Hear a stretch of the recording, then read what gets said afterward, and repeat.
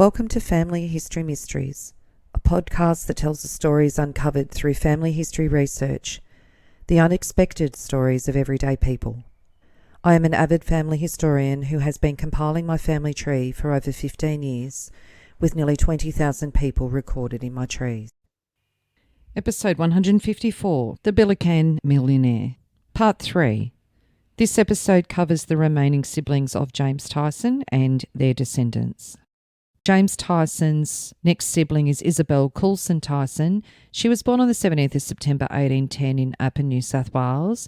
She married George Donnelly on the 21st of June 1827 at St Mary's Cathedral in Sydney. She was 16 and George 19, and they had 13 children. Isabella died on the 19th of August 1849 in Appin, one day after giving birth to her twins, who both died on the 10th of December 1849, aged 7 weeks. So for poor George, he lost his wife and twin babies, all in a space of a few months. Isabella and George's children. Anne Elizabeth Donnelly was born on the 20th of April 1828 in Appin, New South Wales. She married Francis James Shiel, the son of convicts Dennis Shiel and Mary Bradbury, on the 23rd of April 1854 at Picton, New South Wales, when she was 26 and Francis 24. They had 10 children, with 5 surviving childhood. And in November 1901, it says today, Mrs. Frances Shiel, principal legatee of the late James Tyson, held a grand picnic on the grounds of her residence, Clermont, Wilton. Over 300 people were present, and the picnic was one of the most successful ever held in the district. Anne died on the 9th of July 1903 in the Southern Highlands of New South Wales, aged 75. Isabel's next child was John Tyson Donnelly, who was a twin, born on the 18th of December 1832 at Appin. He married Frances Mary Herring, his first cousin, in 1868 in Hay. They had 11 children. An interesting anecdote that was written about John in November 1911 says, concerning Toowoomba's precarious water supply, Mr. John Tyson Donnelly of Tyson Manor made some good-humoured but caustic comments at the town hall. After quoting Mr. Samuel McCaughey as a shrewd millionaire who stocked duplicate pumping plants, Mr. Tyson Donnelly continued, "Don't you want water for the present generation? Why, if this pumping plant fails, some of you will hardly be able to have a bath. I believe I have a better supply at my own house. If this town pump fails," turning to the platform, "come up to my place and have a bath." John Tyson Donnelly died on the 26th of August 1915 in Queensland. And it said he'd reached the allotted span of 70, and up to his recent illness he'd enjoyed the best of health throughout his life. For many years he'd been engaged in pastoral pursuits, and during the past 15 years had resided in Toowoomba. Mr. Tyson Donnelly was a nephew of the late Millionaire Tyson and was one of the beneficiaries of the estate of that gentleman. He was an Australian who had done as much for Darling Downs as any other man of recent years. He came from the Camden district of New South Wales many years ago. At the age of 13, he entered Russell's Foundry in Sydney, and he remained there for 3 years. Then he returned to the country and worked for Mr. J. Barnum on what is now known as Wilton Park. Returning to Sydney in 1864, he entered the service of Mr. Joe Woods and drove the first team, drawn by 4 horses. Meeting his uncle, the late Honorary J. Tyson, he agreed to assist him to take a mob of 2,000 bullocks from Bojan to Juanbung on the Lower Lachlan. Mr. Donnelly, from that time on, closely identified himself with farming and pastoral pursuits, working first as a stockman, then an overseer, and then a manager for his uncle, forming the station of Lachlan and Dashing, now known as Tarwini. He returned to Sydney in 1868 and carried on a butchering business for 4 years. In May 1872, he engaged with his uncle to take charge of Felton, where Mr. Donnelly was the confidant of the late Millionaire regarding his vast grazing interests. He managed Felton, Mount Russell and Wyobe, and supervised the Logan Holme sugar mill. He left his uncle's employ in 1882 and purchased Brookstead with his father and his brother, and selected and stocked 60,000 acres on Welltown, known as Tandawana. He had been intimately connected with grazing and farming since 1872, largely in the Pittsworth district. In 1903, he built the first flour mill in Pittsworth and won first prize and a silver medal for the best flour at the Brisbane show after having the mill running for 3 weeks. After unsuccessfully trying to get the farmers to form a cooperative company, he sold the Downing Milling Company. Mr. Donnelly built the first hotel, the blacksmith shop, butcher's shop and saddler's shop in Pittsworth, and also the first post office, and was known as the father of Pittsworth. In 1899 he purchased Devon Park, which up until his demise he carried on in conjunction with Yarrandine, Gundula and Ferrymount in the St George district and Boondindilla in the Goondiwindi district. He was a leading and successful exhibitor at all Downs and Brisbane shows and was always to the fore in buying fresh blood in horses, sheep and cattle. Amongst other horses, he imported from Scotland Baron's Prince and from Victoria the famous Kentucky. He also owned and raced winners. He leaves a widow and 6 children, 4 sons and 2 daughters. The third child was George Donnelly, who was John's twin, so also born on the 18th of December 1832 at Appin, and he died on the 10th of October 1859 in Hay, New South Wales, aged only 26. The fourth child, Isabella Margaret Austin Donnelly, was born on the 13th of March 1839 in Appin. She married John Austin Henderson, who was Scottish, on the 9th of February 1855 in Appin when she was 15 and John was 20. They had 10 children, 4 surviving childhood. Isabella died on the 29th of April 1871 at West Ballina on Richmond River, New South Wales, aged only 32, of consumption, so tuberculosis, with her youngest child only being 4 at the time. The fifth child, Alexander Napoleon Donnelly, was born on the 7th of March 1843 in Sydney. He married Marion Mary McFarlane on the 14th of January 1878 at Yass. He was 34 and Marion 22. They had 10 children, 5 surviving childhood, and he died at the age of 53 on the 8th of July 1896 at Yarradeen near Goondiwindi in Queensland. The sixth child, Clara Donnelly, was born on the 10th of November 1847 in Appin. She married William Bowden on the 27th of October 1869 in Toowoomba, Queensland, when she was 21 and William 34. Clara died on the 17th of October 1887 at Pittsworth, Queensland, aged only 39, and they had no children. Stated that Clara Bowden was the proprietor and licensed victualler in Pittsworth, and upon her death, the transfer of the licence and the hotel was carried over to her husband William. James's other sibling, Charles Tyson, was born on the 14th of May 1813 in Edsk and died on the 24th of November 1834, aged only 21, in Campbelltown. His fifth sibling, Elizabeth Tyson, known as Betty, was born on the 13th of August 1817 in Campbelltown. She commenced a relationship with John Byrne, an Irish convict, in 1835 when she was 18 and John was 20. He'd arrived in June 1834. They had a child, Eleanor, in February 1837. It seems Elizabeth and John did not continue their relationship, as Elizabeth was given permission to marry William Hewitt, another convict, on the 12th of July 1842, and they married on the 8th of August 1842 in Appin. They had 9 children together, and Elizabeth died on the 2nd of August 1888 at Wilton, New South Wales, aged 70. And it said that she left 4 sons and 6 daughters and a large circle of friends to mourn her loss. A little more on Elizabeth's children. Her firstborn, Eleanor, was born Eleanor Byrne, but she took on the surname Hewitt, and she married William Joseph Wanson at Camden, New South Wales in 1856 when she was 19 and William 22. William was English and he was a publican at Wilton. They had 14 children, and Eleanor died in Wilton in 1917 at the age of 80. Her first child with William Hewitt was Barbara. Barbara Hewitt was born on the 28th of October 1839 at Wilton. She married Isaac Henry on the 16th of December 1869 at Picton when she was 30 and Isaac 31.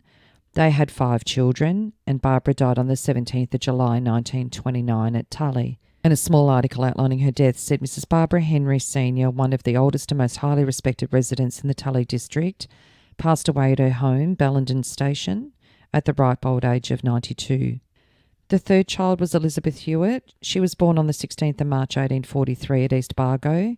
She married John MacDonald at Toowoomba in Queensland on the 26th of January 1878 when she was 34 and John 36. They had 4 children with 1 surviving childhood.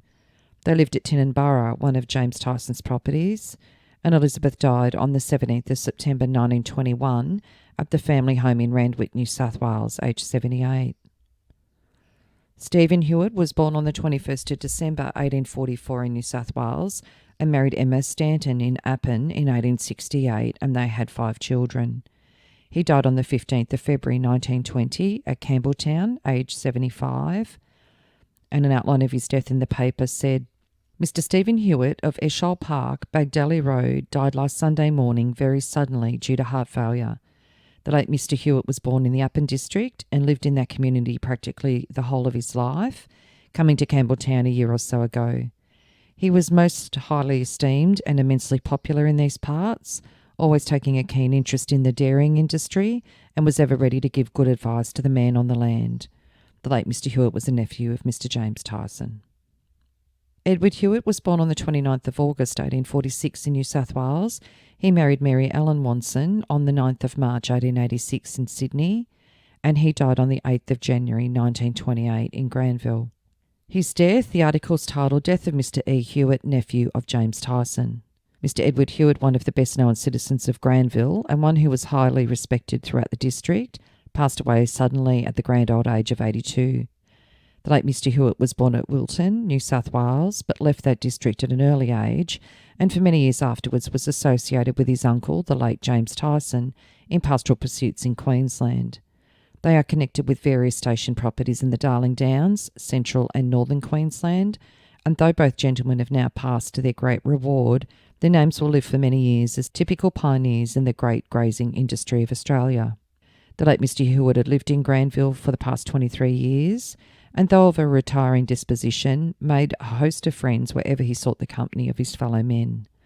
For about 12 months Mr. Hewitt had been suffering at intervals from heart attacks, but his death was quite unexpected by his family, with whom he resided in Granville. He left a widow and 4 children.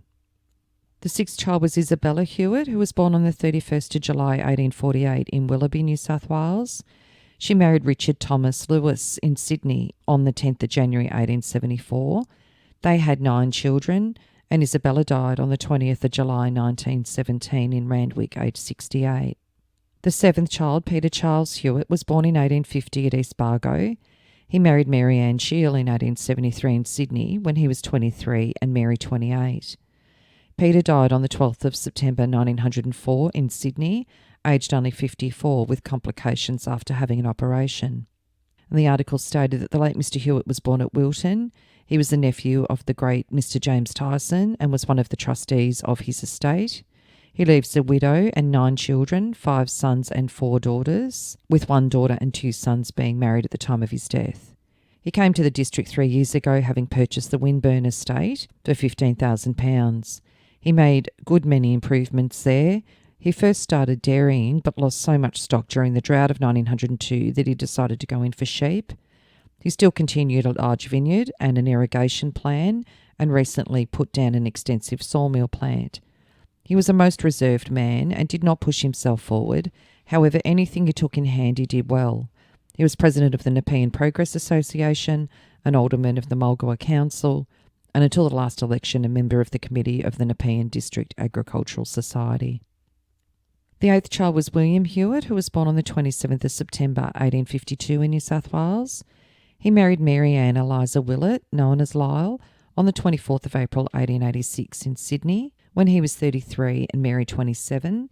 They had 3 sons, and William died from bronchitis on the 26th of May 1922 in Leura, aged 69.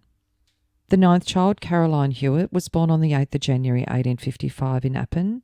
She married Charles Henry Watson on the 21st of May 1879 at Campbelltown, when she was 24 and Charles was 30. They had 3 girls, and Caroline died on the 20th of March 1937 at Picton, aged 82. And it said that the deceased was the daughter of the late Mr. and Mrs. Hewitt of Wilton, where she had resided most of her life, moving into Picton some years ago.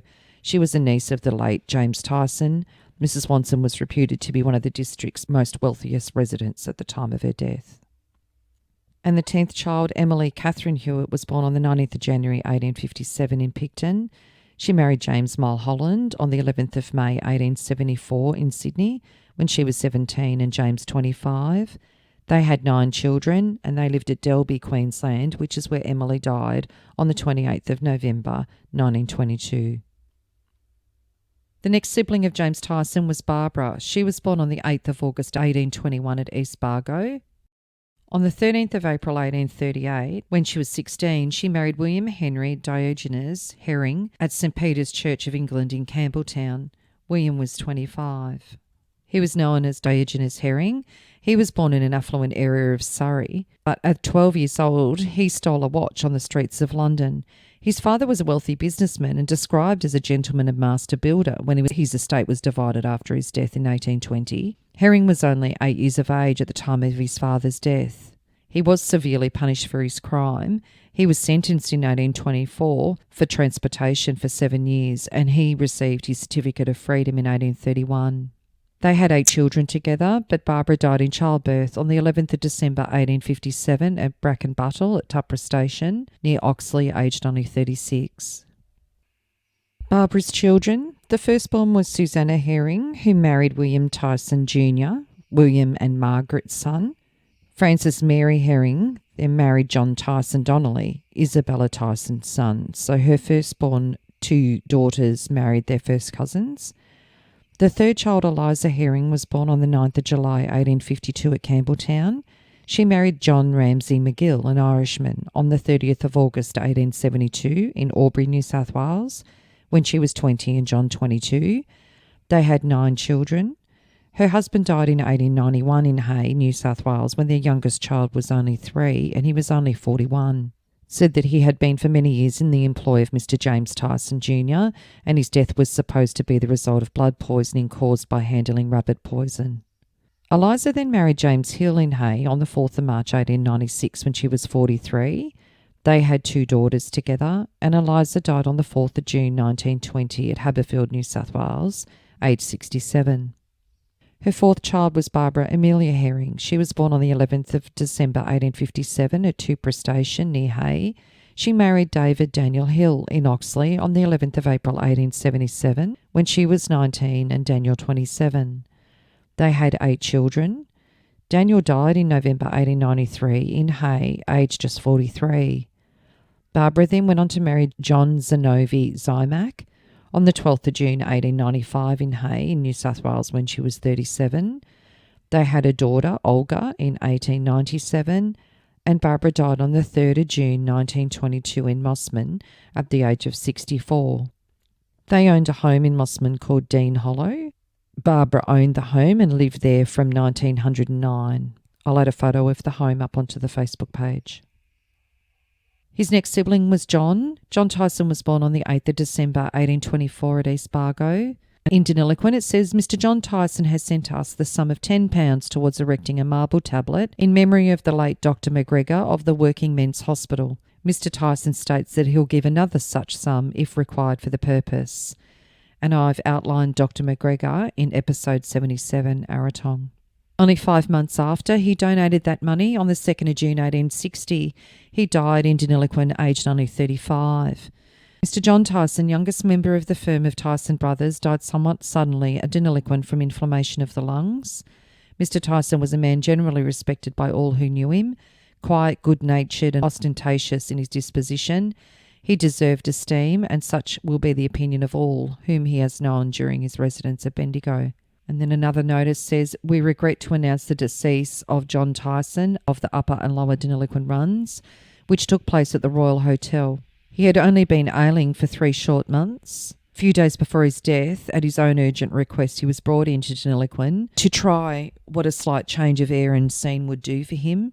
His works for charity and public utility, as well as his kindly disposition, endeared him to all who knew him, and his ultimate loss will long be felt by all classes. His remains were interred in the Deniliquin Cemetery.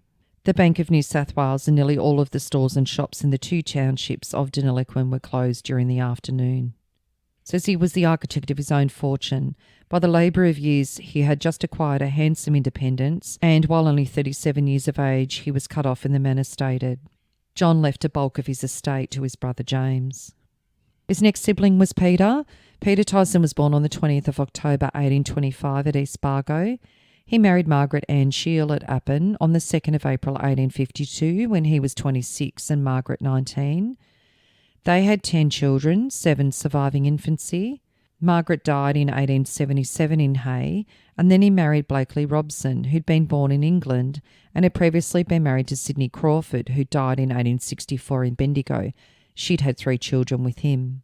Peter and Blakely married on the 21st of December 1878 in Hay when he was 53 and she was 45. and a small notice said, Peter Tyson, the wealthy squatter, has been married to Mrs. Blakely Crawford of Melbourne. And in the Freeman's Journal, Mr. Peter Tyson married. A marriage worthy of some notice took place at Hay in New South Wales. Mrs. Crawford, in order to earn a living for herself and her children, found it necessary to accept a situation as a housekeeper at a hotel in Hay. Here, in the course of her duties, she became acquainted with Mr. Tyson, the well-known squatter of Corong Station, a gentleman whose wealth is reputed to be something enormous, amounting, according to some accounts, to £3 million. Mr. Tyson has been living as a bachelor all his life, and the numerous collateral members of his family had not the slightest idea he intended to marry until Mrs. Crawford appeared on the scene. No wonder such a marriage has caused quite a flutter in the circles which the squatting millionaire was accustomed to move. And 2 months later, travels in Riverina in New South Wales by a Tasmanian. So in my last letter, I gave your readers a slight account of the Murrumbidgee sheep districts, including the now famous town of Wagga Wagga, and have gone down the river to Hay once more. I may mention that on Peter Tyson's Corong Station there is a punt, which Mr. Tyson occasionally uses to put a cart over the river. However, it is very seldom that Mr. Tyson will oblige anybody, and it so happened that he was not in an obliging humour when I called to see him. Immediately upon my asking him to allow me to cross my cart in the punt, he told me very politely to go. Well, reader, perhaps you can guess the rest. Here is a man supposed to be worth over $1 million, yet how different his conduct is compared to the poorest sons of Tasmania. My fellow islanders would never see a man in such a fix without giving him a helping hand. So much for the squatting population of the Lachlan. When I found that Mr. McFarland, who had a small footbridge over the Lachlan 5 miles down from his house, but we had to walk up to our waists in water and would also have to take our cart to pieces and carry it over the bridge. But this is how we went. Mr. Tyson drove down in his buggy and amused himself by chaffing us. Of course, we could do nothing but take it in good temper. I put it down to ignorance on the part of one who should know better. After getting our cart over, we had to swim our horses over, and in doing so I regret to say I had the misfortune to drown one. The next morning we made a fresh start down the river through Mr. Tyson's Tupra station and Tarwong. I may mention that in one of Mr. Peter Tyson's Tarwong paddocks there were 20,000 weaners running, and as water was getting short, the men went to muster them to take them to the water. But to their astonishment, they found 6,000 of them dead, perished from the drought. Before proceeding further, I should like to draw Tasmania's attention to the large extent of country some of the wool kings have here. Misters P and T Tyson have a frontage of 100 miles upon the Lachlan and run out back 60 miles. Between them, they shear about 500,000 sheep. And that was recorded on the 1st of March 1879 from Sydney. And Peter actually died on the 28th of March 1879 at St Kilda in Victoria, aged only 53, so less than a month after he encountered the journalist from Tasmania. It says, one of the richest of the denizens of the Australian continent, Mr. Peter Tyson, a Queensland squatter, has just closed his earthly career at the Esplanade Hotel St Kilda. Mr. Tyson married a widow only a few months ago, and it's probable that that lady will come in for a bulk of his property, estimated at being worth at least 2 million sterling. A number of characteristic anecdotes are told of the deceased, one being that in proceeding with one of his numerous stations to another, he would never incur any hotel expenses, while there was a squatter's house anywhere near his line of route where he could get a meal and a bed for nothing, and another that when solicited for a subscription for any object of public charity, his usual reply was that he would begin to be liberal to others as soon as he had secured for himself an income of $100,000 a year. Unfortunately for the public charities of Australia, and some people may be disposed to think for his own memory as well, he seems to have died just before the stage was reached at which his charity was to have begun. Peter's children from his first marriage. Emily Isabella Tyson was born on the 4th of January 1855 at her parents' property, Corong Station near Hay. She married John William Woods on the 30th of October 1873 when she was 18 and John 24. They had one son, John, who died in World War I. Her husband died in 1913 and Emily died on the 17th of July 1935 at Wingidgin, a property near Jerilderie in New South Wales. There was an article outlining her death in the Jerilderie Herald and Urana Advertiser. We regret to have to record the death of Mrs. Emily Isabel Woods, which took place rather suddenly at the home of her niece, Mrs. Ross, at Wingidgin Station, Jerilderie. The deceased lady, who resided at Blackamathail, South Yarra, had gone to spend some time at Wingidgin in order to escape the rigour of the Melbourne winter, and on Tuesday expressed her pleasure at the warmer conditions prevailing in the Jerilderie district. However, on Wednesday forenoon she complained of not feeling well. The doctor was summoned, but she passed away before noon. She was the second child born to the pioneer settler Peter Tyson and his wife, and was the last survivor of the large family that the pastoralist, who with his brother, the late Honorary James Tyson, owned Corong and other Hay district stations. Her family days were spent on the Lachlan, but for many years she'd resided in Melbourne. Her husband predeceased her some time ago. Mrs. Woods did not take an active part in public affairs, but she was ever ready with her purse to assist all worthwhile institutions. She devoted a good deal of her time years ago to the upbringing of the young children of her deceased sister, Mrs. Matthews, and those of her brother, Mr. Walter S. Tyson. During the war period, when a number of her nephews were on active service, she took a special and helpful interest in all the associations formed to ameliorate the conditions of those at the front. 4 beautiful stained glass windows in the northern wall of St Paul's Pro-Cathedral at Hay were placed there by the deceased lady to commemorate the service of her nephew, Mr. Jack A.C.K. Tyson of Alambian, who was killed in action at Saint-Amiens, France, on the 14th of April 1918. Mrs. Woods was the owner of a good deal of property, and it was said of her some years ago that she would never consent to any of her tenants being dispossessed. The deceased lady was also interested in Hay district properties, and she never lost her affection for the Lachlan, nor her interest in the welfare of its old-time residents. To the Haytown offices she erected nearly 35 years ago on land which she acquired at the disposal sale of the properties of her late uncle, the Honorary James Tyson, and she gave the name of Lachlan Chambers. The second child was Alice Maria Tyson, who married her cousin, Peter Tyson, William Tyson Sr. and Margaret's son. The third child was John Alexander Tyson, who was born on the 27th of April 1857. He died on the 4th of June 1884 at Kensington Gardens in London, and his estate was bequested to his sister Alice. The fourth child, Susan Alonia Tyson, was born on the 4th of July 1863 in Balranald. She married George John Matthews, an Englishman in Sydney, in 1884 when she was 21 and George 26. And Susan died on the 6th of November 1904 in East Melbourne, aged only 41. And as mentioned, her sister helped bring up her children. The fifth child, Walter Seal Tyson, was born on the 23rd of December 1865 in Hay. He married Blanche Mary Guidier in Hay on the 11th of January 1890 when he was 24 and Blanche 19. They had one son that died in 1918 in World War I in France. They divorced in 1895, and the details of the divorce say, in the divorce court in Sydney on Thursday, Blanche Mary Tyson sought a dissolution of her marriage with Walter Seal Tyson of Pevensey, Grazier, which took place at Hay, according to the rites of the Roman Catholic Church, on the 8th of January 1890, on the grounds of habitual drunkenness and cruelty towards her. His Honour granted the decree nisi, making it returnable in 3 months, and the petitioner to have custody of their child, subject to the terms of a document to be filed in court, and alimony to be settled in the same way. So the question of alimony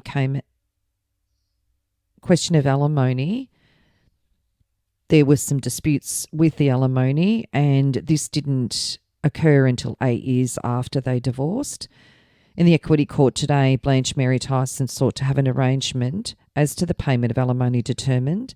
The defendants were Albert P. Tyson and Charles Hitchcock, trustees of the estate of Walter Seal Tyson of Hay.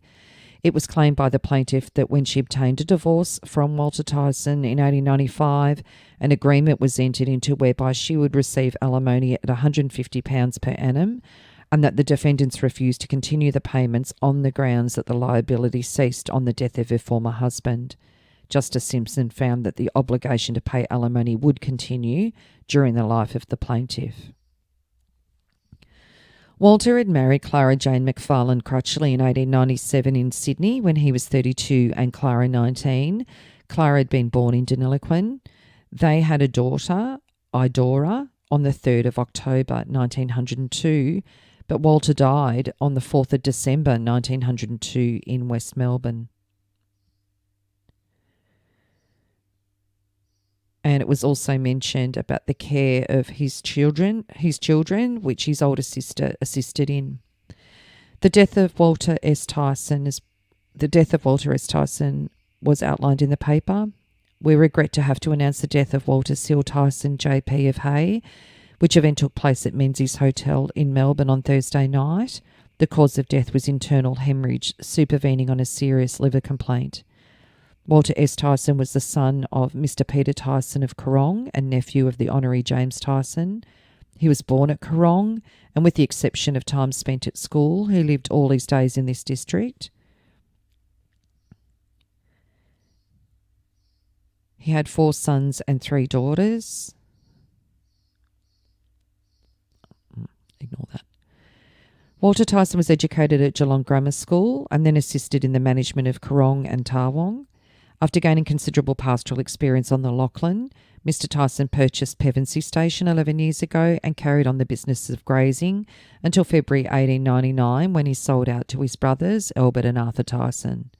The deceased was an enthusiastic sportsman, a liberal supporter of district sporting associations. He owned many good horses, not only throughout the district but in Randwick and Flemington. Cricket found him to be a very ardent supporter, and the local association has, by his death, lost one of their best friends. Mr. Tyson was a great admirer of Australian 11s, and he spent a great portion of his time during a visit to England watching the Australian 11 playing the picked players of England in the various counties.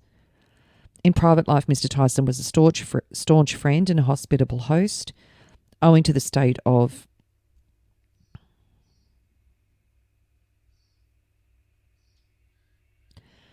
some years ago, he was a prominent supporter of the Hay Pastoral Association, of the committee of which he was a useful member. Mr. Tyson was twice married and leaves a widow and 2 children. The eldest is a son by Mr. Tyson's first marriage, Master Jack Tyson, who's now 13 years old, and the other a daughter of 2 months old.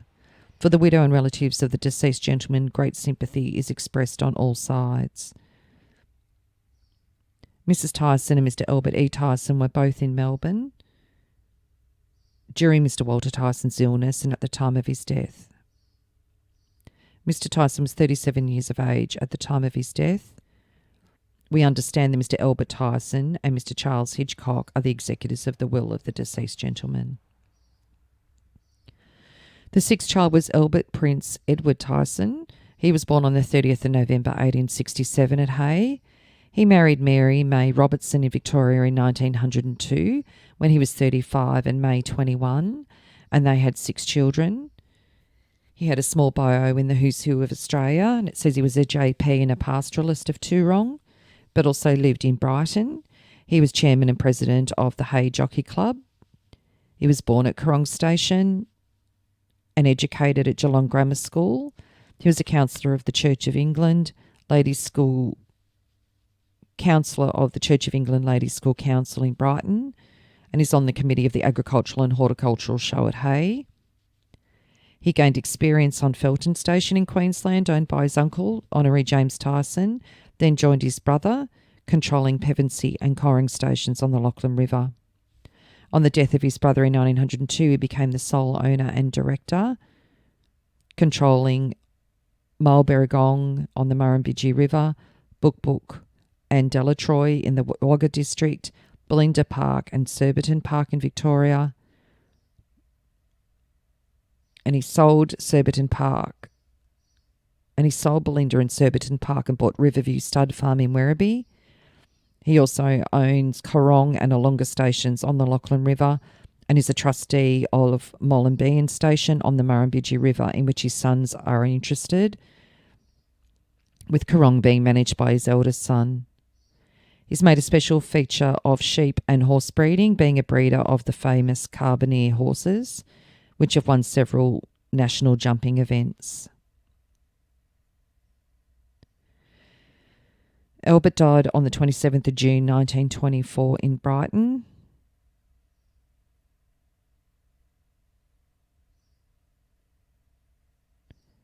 And the 7th child, Arthur Charles Dennis Tyson, was born on the 27th of February 1870 in Hay.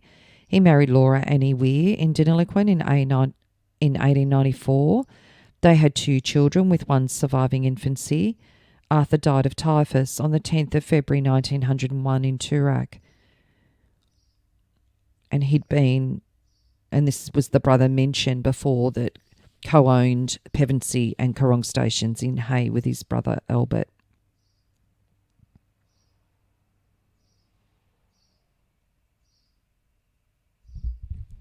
And lastly, James's half-siblings. Maria Clements was born on the 19th of October 1829 in Campbelltown. She married George Horton in Appin on the 31st of August 1847 when she was 17 and George was 40. They had 3 children. Maria Clements then went on to marry John Sturdy Jones, an Englishman tailor, who was 37 and Maria 24, on May the 24th, 1854 in Sydney. John had been married previously and had 6 children, and Maria and John had 2 children together. Maria Clements died on the 28th of September 1857 in Appin, aged only 27. She had 5 children, 9 and under, at the time of her death, and John Jones married for the 3rd time to Emily Ryle in January 1858, and they had a daughter together. The second half-sibling of James Tyson was Thomas Clements. He was born on the 4th of November 1831 in New South Wales and died on the 5th of February 1890 in Wilton, New South Wales, aged 58. He did not marry. His estate and effects were advertised, and it stated that he was a labourer and he died without a will, and his estate was passed to Frances Shield, a sister and a next of kin. And the third half-sibling, as just mentioned, was Frances Clements, who was born on the 7th November 1833 in New South Wales. She married James Murray Shield in 1853 in Campbelltown, and they had 9 children, and she died on the 17th of April 1928 at her residence Claremont at Malden in New South Wales, aged 94. Her husband had died in 1898.